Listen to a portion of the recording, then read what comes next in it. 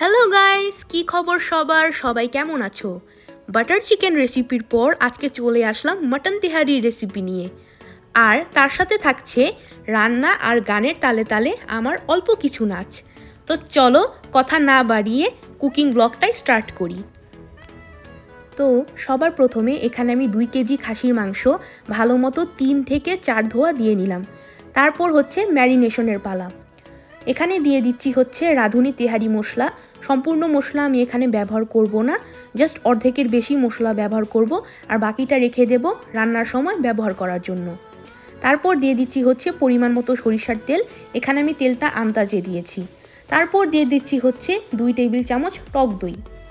তারপর 2 টেবিল চামচ আদা রসুন বাটা, 1 চা চামচ রসুন বাটা, এই রসুন বাটাটা আমার ঘরে তৈরি করা। এরপর 4 থেকে 5 চা চামচ পেঁয়াজ বাটা, এটাও আমার ঘরে তৈরি করা।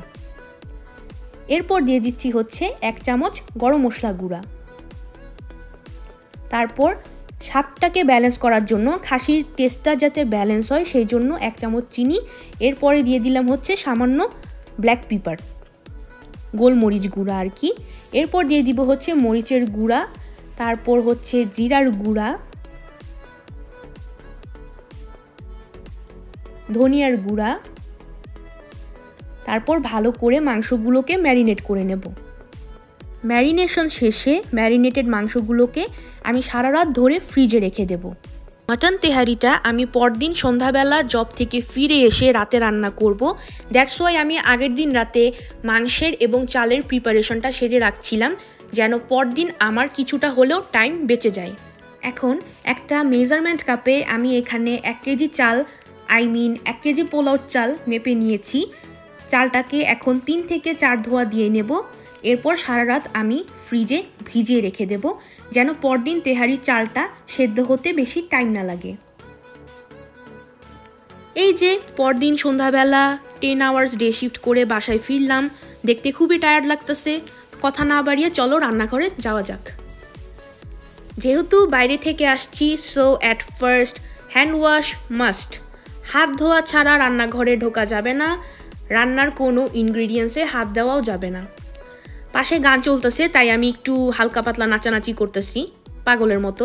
তো এখানে 2টা পেঁয়াজ নিয়ে নিলাম, সেগুলোকে কুচি কুচি করে কেটে নেব মাংসের জন্য। এটার সবচেয়ে ডিসগাস্টিং পার্ট, পেঁয়াজ কাটার সময় চোখ দিয়ে এই যে জলটা বের হওয়া, চোখ খুবই জ্বলে, খুবই বিরক্তিকর।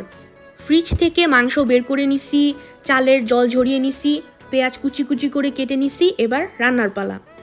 বলো তো আমি এখানে কোন গানের হুক স্টেপটা দেওয়া ট্রাই করতেছি?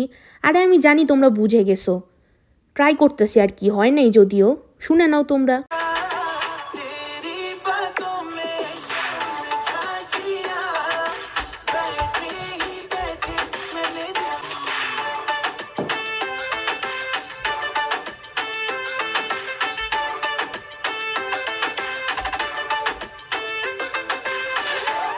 ওকে ওকে, নাচ গান অনেক হয়েছে, let's get back to our mutton তেহারি।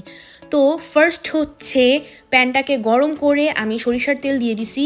এরপর তোমাদের সামনে যে পেঁয়াজ 2টা কুচি কুচি করলাম সেটাও দিয়ে দিছি। পেঁয়াজ ভাজা ভাজা হয়ে আসলে ম্যারিনেটেড মাটনগুলোকেও আমি দিয়ে দিলাম। এখন হচ্ছে মাংস কষানোর পালা, আর কিচ্ছু করা লাগবে না, জাস্ট তেল দিবে আর মাংসগুলোকে ছেড়ে দেবে। কারণ মশলা এখানে এনাফ মশলা আছে, অতিরিক্ত মশলা দেওয়ার আর কোনো দরকার নাই। আর ম্যারিনেশন করার সময় মনে আছে নিচে সামান্য কিছু আমি তেহারি মশলা রেখে দিয়েছিলাম, সেটাই এখন এই মাংসগুলোর সাথে মিক্স করে দেব। মিক্স করে আমি মাংসটাকে ভালো করে কষিয়ে নেব। এরপর ঢাকা দিয়ে দেব প্রায় আধা ঘন্টার জন্য। এই আধা ঘন্টার মধ্যে অনেকবার, প্রায় 3 থেকে 4 বার আমি মাংসগুলোকে নেড়ে দিছিলাম। প্রায় আধা ঘন্টার পর আমাদের মাংসগুলো সিদ্ধ হয়ে গেছে, মাংসের ঝোল সম্পূর্ণ রেডি হয়ে গেছে। তাই আমি সম্পূর্ণ মাংস একটা বাটিতে তুলে নিচ্ছি এবং প্যানে ঝোলগুলো রেখে দিচ্ছি। এই ঝোলেই এখন আমরা চালটাকে ভাজবো। এটাই হচ্ছে ফাঁকিবাজি চোরামি রান্না, ঠিক আছে? বিজি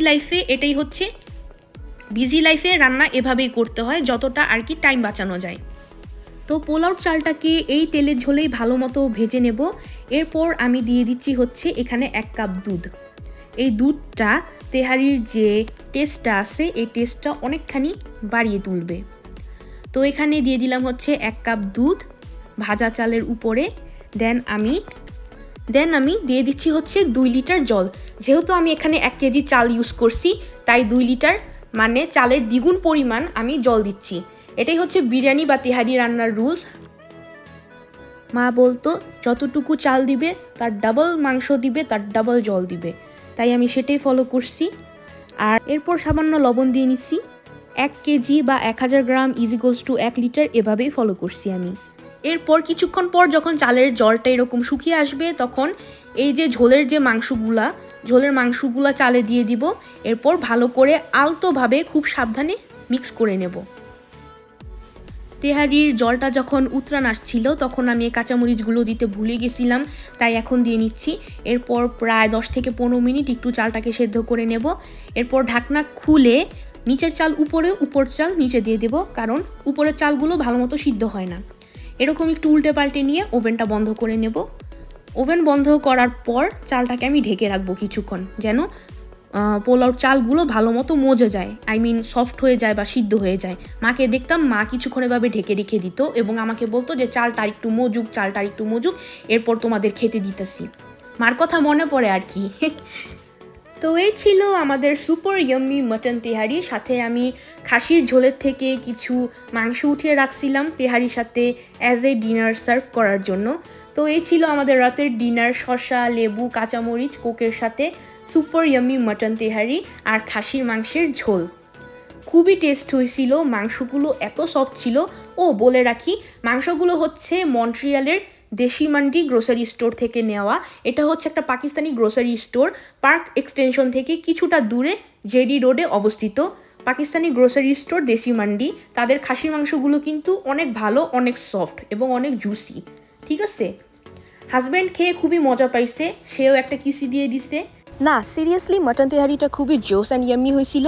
এই ছিল আজকের cooking blog with mutton tehari. দেখা হবে নেক্সট কোনো ব্লগে। Till then take care, bye bye, love you all, thanks for watching.